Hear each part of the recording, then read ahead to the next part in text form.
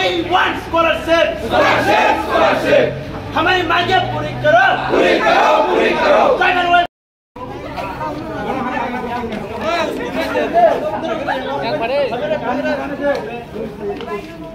We want tribal welfare department शर्म करो.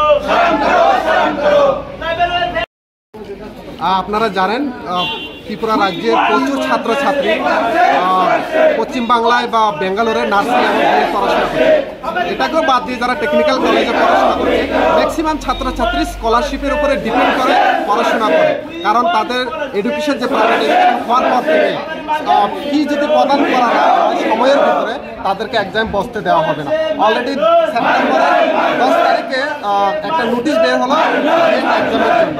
তো এই 10 তারিখের আগে যদি তাদেরকে ফি প্রদান না করা হয় হাজার হাজার ছাত্রছাত্রীরা তারা বিয়ে পরীক্ষায় বসতে পারবে না। তো মূলত আমাদের দাবি থাকবে যে সেপ্টেম্বরের 15 তারিখের ভিতরে যাতে সমস্ত ছাত্রছাত্রীরা স্কলারশিপ ক্লিয়ার করা হয়, কারণ তারা যেটা বললো যে পোস্ট ম্যাট্রিক 35,000, প্রি ম্যাট্রিক 12,000 এরকম তারা ভেরিফিকেশন করছে তাদের অফিসিয়াল, কিন্তু দুর্ভাগ্যের বিষয় যেখানে 35,000 সেখানে মাত্র 14,000 স্কলারশিপ প্রদান করা হলো, যেখানে 12,000 সেখানে মাত্র 2,000। তাহলে এরকম সমস্যা হচ্ছে, এই সমস্যার জন্য আমাদের ছাত্রছাত্রীরা আরও সমস্যা সময়ের ভিতরে 15 তারিখে স্কলারশিপ প্রদান করা। যদি আপনাদের এখান থেকে কেউ এখনো কথা হয়েছে কোনো কারোর সাথে, কেউ আপনার সাথে কথা বলেছে? এখন অব্দি কেউ আসেনি, কারণ আমরা এর আগে আমরা মিলিত হওয়ার চেষ্টা করছি, তারা আমাদের কথায় কোনো পাত্তা দেয়নি, তার জন্য আমরা বাধ্য হয়ে এখানে আমরা বসেছি।